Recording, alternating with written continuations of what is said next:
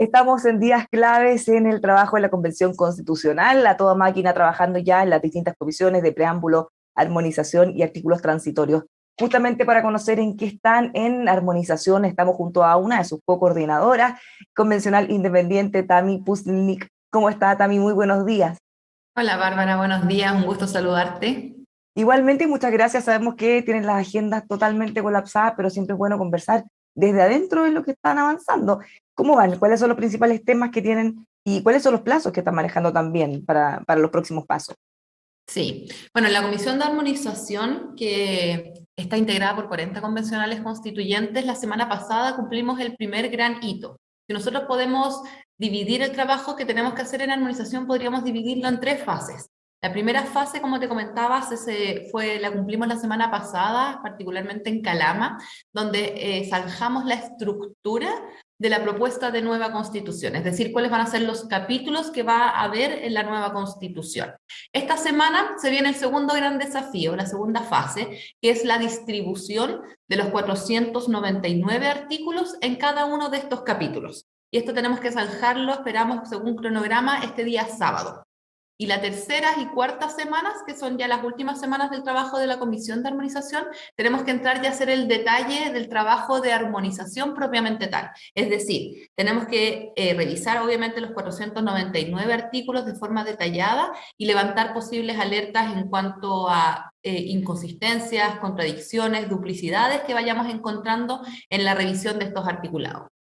¿Y cuándo van a poner a buscar el orden? Porque hasta ahora tenemos 12 capítulos, pero no están ordenados. Eso es este día sábado. Este día sábado nosotros tenemos que zanjar ya el orden de cada uno de los capítulos, como bien me preguntas, y también el orden de cada uno de los artículos dentro de cada capítulo. Es decir, este día sábado nosotros ya podríamos hablar de un segundo borrador de nueva constitución, donde vamos a tener ya los capítulos ordenados y los artículos dentro de cada capítulo ordenado. Va a ser muy distinto entonces ese borrador, porque tal como usted dice, si es que eso va a estar ordenado y además todas las materias que tienen que ver con esos capítulos van a estar juntas, bueno, va a ser mucho más evidente las cosas que estén duplicadas, donde faltan algunas cosas, cuando se dice según el artículo o inciso y no está porque fue rechazado, todo eso va a quedar mucho más en evidencia de cómo está ahora. Está en el Exacto. fondo todo desordenado o cada comisión tenía su informe. Exacto, Bárbara. Esa es una de las razones por las cuales establecimos esta metodología, porque va a ser mucho más fácil entonces, como yo te decía, trabajar en la tercera fase, o sea, poder detectar las inconsistencias, contradicciones o duplicidades, porque lo más seguro que artículos que versen sobre una misma materia vayan en el mismo capítulo. Entonces va a ser mucho más fácil poder identificarlo. Ahora, hablemos de los desafíos, porque uno de los que van a tener, que en realidad es el más, no sé si simple, pero el menos polémico quizá, el tema de el orden, ortografía, las mayúsculas, todo eso, ya tienen incluso asesoría para eso. Pero de las cosas complejas, ¿qué va a pasar o qué es lo que han conversado respecto a los vacíos? Cuando ustedes encuentren que hay un vacío entre alguna norma, o como decíamos, si dice el quórum, por ejemplo, del artículo tanto que fue rechazado. ¿Qué pasa en esos casos? ¿Hay alguna definición o aproximación? No hay o sea, han habido aproximaciones, pero no definiciones todavía. Nosotros lo que sí dijimos, que fue el primer día que tuvimos como día de sesión de trabajo de la comisión, que se estableció un pequeño debate en cuanto a esto, se dijo que se tenía que analizar en el caso concreto.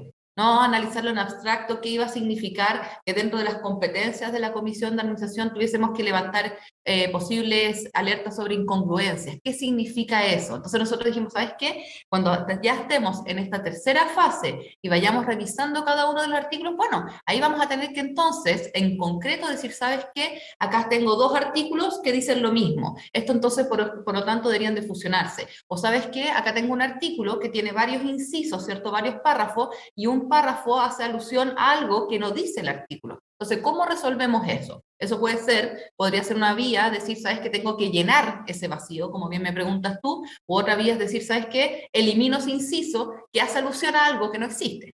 O sea, y eso se tiene que ver en concreto, yo creo que desgastarnos antes en cuanto a esta discusión, que sabemos que es bastante polémica, por algo tú también me la preguntas, ¿qué va a pasar con la existencia de los 4/7 en la comisión mixta? ¿Qué va a pasar con la reforma constitucional? ¿Qué va a pasar eventualmente, cierto, con esta de las causales para obtener la nacionalidad chilena? Yo creo que eso se te va a tener que generar el debate, que me parece que es muy importante que se genere, pero ya en concreto.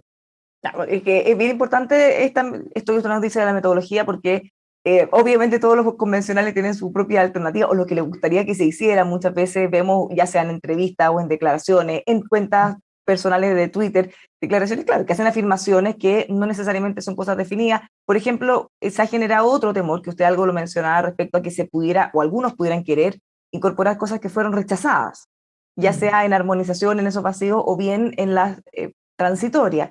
Como bien mencionaba usted, ¿qué pasa con la nacionalidad? ¿De alguna forma hay ahí algún vacío que una convencional mencionó que iban a tratar de llenarlo en las transitorias? El convencional Barraza, algo similar respecto a explotación minera por parte de empresas estatales.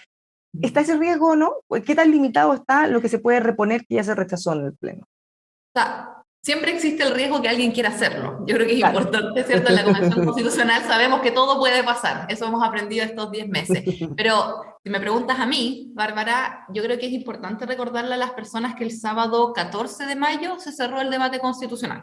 Esto es el debate de fondo, ¿cierto? Ahora nos encontramos en la fase de armonización de dichas normas que se aprobaron en el Pleno o bien en la redacción de normas que permita transitar desde la institucionalidad actual a la que se propone en el nuevo texto constitucional. Y por ende, si me preguntas a mí, como yo te digo, considero que no es reglamentario y no corresponde que la Comisión de Artículos Transitorios te presenten normas que no busquen transitar, sino que quieran reabrir un debate de fondo que ya fue zanjado por el Pleno. Y eso uno podría mirar, incluso comunicacionalmente podría ser más complejo porque abre flancos que no deberían abrirse si se apegaran al reglamento, como usted dice, en el fondo. Así es. Ahora, sigamos con los vacíos, más allá de los casos uno a uno, que van a haber seguro muchos, de hecho hay algunos otros que van a tener que, más que vacío, elegir, porque unas normas hablan de una edad, otras hablan de otra, probablemente van a tener que elegir cuál, eso lo van a ver en caso a caso, pero hay una que es la que ha llamado mucho la atención. ¿Qué pasa con la reforma constitucional? ¿Qué pasa con esos quórum de las críticas? De hecho, yo que converso con gente de todos los sectores, le podría decir que una de las principales preocupaciones es que hay cosas que son muy relevantes que no quedaron resguardadas en la Constitución y tienen temor de que eventualmente se puedan modificar muy fácilmente con un Congreso de turno, con una mayoría simple de los presentes. ¿Hay espacio para mejorar una cosa como esa? Porque no está, o sea, a diferencia de las otras cosas, hay un vacío ahí. Podría eventualmente llenarse y mejorarse. Claro, es que yo creo que ahí está la gran diferencia y por eso yo te decía que era tan importante hacer el análisis en concreto, ¿cierto? Porque de nuevo, acá no se trata que la comisión de armonización va a zanjar o llenar algo que pucha, no quedó porque el Pleno no lo pudo votar o no llegaron todos los convencionales a votar y nos hubiese encantado que quedara. No, esa no es el objetivo ni tiene las competencias la comisión de armonización para tratar temas de fondo. Otra cosa, particularmente el caso que tú me comentas sobre la reforma constitucional, es que se pueda levantar una teoría que a mí me parece bastante válida, de decir, ¿sabes qué? Acá efectivamente hay una incongruencia, porque tenemos una norma que señala que dentro del último inciso se hace alusión a un quórum de incisos anteriores y no existe ese quórum. ¿Cierto? También dentro de esa misma lógica uno podría decir, mira, ¿sabes qué? Tenemos una norma aprobada en el borrador de nueva constitución que habla sobre la supremacía constitucional.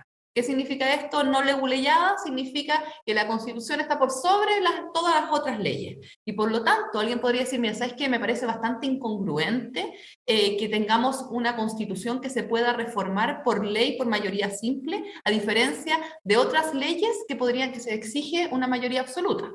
Entonces ahí habría algo que tú dices, pucha, sabes que no me hace mucho sentido. Pero como te decía, Bárbara, eso es algo que yo creo que es un debate muy importante que se tiene que dar, pero en concreto. Claro, pero tal como dice, en este caso, más que o además que vacío, en el fondo hay una incongruencia. No es que esté totalmente en el aire, algo ya está establecido. Lo que pasa es que no se termina de cerrar, no queda redondito en el fondo. Así es, así es. Entonces me parece bastante válido que se pueda levantar esa alerta sobre esta incongruencia que me parece, como te decía, importante que se debata, por supuesto, en la Comisión de Armonización, y también es igual importante recordarle a las personas que todo lo que proponga la Comisión de Armonización no solamente se tiene que aprobar por 2/3 en la comisión, lo cual es distinto a lo que pasaba con las comisiones temáticas, ¿cierto? Que era por mayoría. Entonces, Eso probablemente, disculpe, no, quizás no lo sí, sabíamos, no era tan conocido. También van a tener que pasar por un filtro de 2/3 en la comisión. Eso es una muy así buena es. noticia. Si uno lo Es mirara desde el una, punto de vista que va a llegar al pleno, mucho más probable que se apruebe. Así es, o sea, son normas que tienen mucho más vocación de 2/3 porque efectivamente representan 2/3 dentro de la comisión, y en general también esta comisión es bastante representativa del pleno de la Convención Constitucional. Entonces uno sí podría decir que lo que se aprueba por 2/3 dentro de la comisión también debería de tener 2/3 en el pleno. Eso Entonces, bueno, también. perdón, pero lo que quería también recordarle a las personas es que no solamente tenemos este quórum de 2/3 para aprobar normas dentro de la comisión, sino que toda propuesta que viene de la Comisión de Armonización tiene que ser aprobado por el Pleno. O sea, son, como bien digo, propuestas que hace la Comisión de Armonización. Entonces, aun cuando, y creo que acá también es importante hacer ese realce, que aun cuando yo te comente que me parece bastante válido la interpretación que se podría hacer sobre esta reforma constitucional, ¿cierto? Sobre este vacío que hay, sobre esta incongruencia, otra cosa es que aún así la última palabra siempre la tiene el Pleno. ¿Cómo van a votar después? Porque ustedes en el fondo van a tener un texto final, van a reducir artículos, algunos convencionales estiman, Mauricio Daza nos contaba hace algunos días que cerca de un 25% le esperaba que se redujera en los artículos, más allá de ese número, pero ¿Cuánto por ¿cómo se...? ciento? Ah, un 25% le esperaba, más o menos. Ya. Ahora, no sé si usted tiene sus propias estimaciones. No, no he hecho ese cálculo. No, me voy a guardar hasta el final nomás. Bueno, pero lo único que tenemos claro es que sí o sí se va a reducir, vamos a tener menos de 499 artículos, independiente de cuánto. Pero el punto es que, ¿cómo después eso lo llega al Pleno? Porque van a votar en el fondo de nuevo artículo por artículo, o van a decir, a ver, cambio por cambio, ¿cómo se va a arreglar eso? Porque eventualmente van a modificar, no sé, el artículo 1, 20, 30 y lo van a transformar en uno, por ejemplo. Entonces, ¿cómo se va a Mira, hacer esa votación después en el Pleno? sí, hasta ahora lo que está acordado como protocolo del funcionamiento de la Comisión de Administración es que es un informe que sube al Pleno y que se vota, ¿ya? De todas formas, justo estos últimos días estábamos conversando que este segundo borrador que yo te contaba que ya íbamos a tener este sábado, ¿cierto? Que en el fondo los capítulos ya ordenados y los artículos dentro de cada capítulo ordenado podría a lo menos someterse como una a votación en general. ¿Y por qué lo digo? La misma pregunta que me haces tú, porque en el fondo nosotros cuando subamos con ya el informe final, vamos a hacer indicaciones respecto de cada uno de los artículos. ¿Sabes qué? Estos dos artículos deberían de fusionarse, o este artículo debería eliminarse porque es repetido con este, o es incompatible, etcétera. Entonces, nos parece importante que a lo menos en caso que no se aprueben todas las indicaciones que vengan de la Comisión de Armonización, al menos tengamos una base que sea coherente, ¿cierto? Y sistematizada en su lectura, o sea, que tengamos una estructura al menos en caso que no se apruebe alguna indicación, igual tengamos un texto coherente para presentarle a la ciudadanía. Ya, entonces, más que votar artículo por artículo, van a votar cambio por cambio, en el fondo. Como si uno Eso tuviera debería ser. un Ujú. documento con control de cambio y empezar a aceptar o rechazar cada uno de los cambios que se hicieron. Eso debería ser, pero como te digo, de todas formas ya se está pensando que igual se vote primero en general. Cosa de que si no se aprueban todos estos cambios, como dices tú, Bárbara, a lo menos tengamos un texto, cuando te presentemos el 4 de julio, ¿cierto? Un texto que va a estar por lo menos estructurado y ordenado. ¿Cuántas etapas tienen para ir y volver? Si eventualmente ustedes generaran, a ver, si presentan esta propuesta a la misma comisión y no alcanzan los 2/3, ¿qué pasa ahí? Y después lo mismo al Pleno. No, una oportunidad. Ah, por eso es tan importante los 2/3 en la comisión, Así es. porque... Esa es una pa- de las pa- razones también, porque por el poco tiempo que teníamos y también porque es un solo informe. Entonces es muy importante que las decisiones, como te comentaba, que se tomen en la comisión sean reflejo de 2/3 en el pleno. entonces no lo van a votar, no hay fecha de votación, no la van a poner a votación hasta que ya tengan claridad que hay consenso con los cambios que están proponiendo, supongo. ¿En el pleno o en la De la comisión? comisión, o en la comisión lo Ah, pueden votar varias veces. no, la comisión también se vota una vez y por etapas, o sea, ya está zanjada la estructura de estos capítulos como te Claro. comentaba. Este sábado ya vamos a tener este nuevo borrador, como te comentaba, ordenado de los artículos y los capítulos.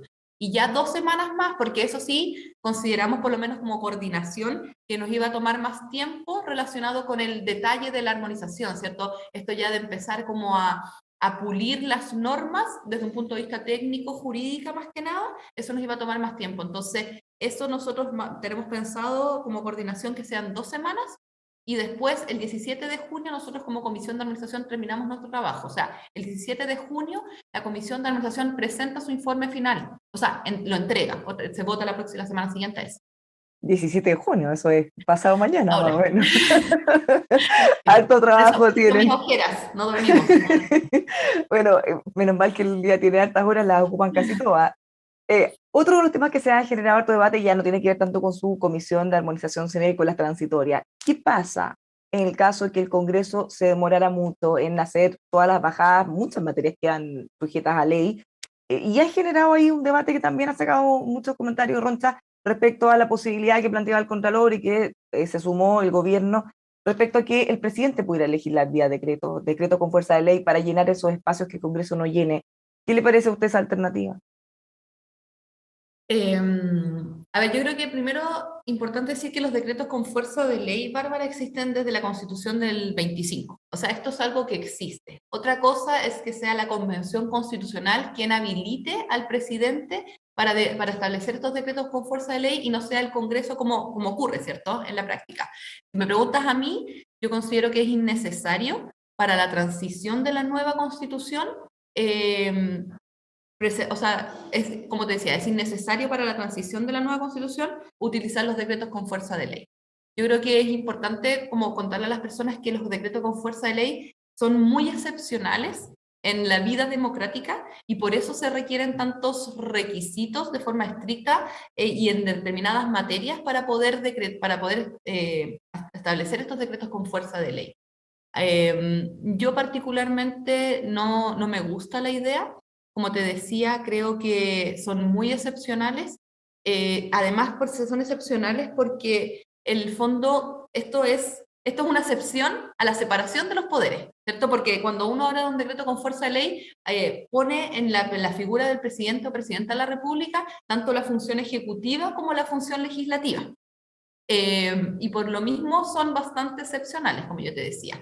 A mí mi impresión es que creo que es importante que la democracia funcione después si se aprueba, por supuesto, la nueva constitución, y me parece que ante esta duda que existe, que, bueno, ¿qué pasa si es que entonces el Congreso no dicta las leyes, ¿cierto? Para mí, la mejor garantía valga la redundancia, para garantizar los derechos, particularmente los derechos sociales que se están plasmando en la nueva constitución, es una ciudadanía activa y eso le hace bien a la democracia. Es decir, si este Congreso, el actual o un futuro Congreso, no trabaja oportunamente para dictar las leyes, ¿cierto?, que se están mandatando a través de artículos transitorios, me parece que va a ser entonces el mejor contrapeso de eso va a ser la ciudadanía exigiéndoselo y cobrándoselas en las próximas elecciones. Yo creo que eso, por lo menos, es mi postura en cuanto a artículos transitorios. Como bien dices tú, no es parte de mi comisión, pero me parece que ese debería ser el camino correcto. Y tal como usted dice, esto se usa para excepciones más que nada administrativas, algo que impida, por ejemplo, pagar los sueldos o pagar una cuenta, o sea, una cosa que no tenga que ver con fondos, con contenido, como eventualmente han planteado algunos en temas relevantes como reforma de pensiones, por ejemplo, y eso es puro contenido y nada administrativo. Finalmente, y a propósito de lo mismo, ¿cómo se va a hacer las bajadas? También hay muchas dudas respecto a qué es lo que se está promoviendo. Sabemos que no hay nada zanjado, por supuesto, respecto al funcionamiento del Congreso actual. ¿Sería este Congreso tal como lo conocemos, los que sean encargados de hacer todas estas bajadas? ¿Habría algún cambio? ¿Se cambiaría los quórums? Eventualmente eso ha trascendido. ¿Se mantendría el Congreso en este sentido de simétrico o espejo, que tenga que pasar por las dos cámaras y ser aprobado con los quórums actuales? ¿Cómo ven ustedes eso hasta ahora?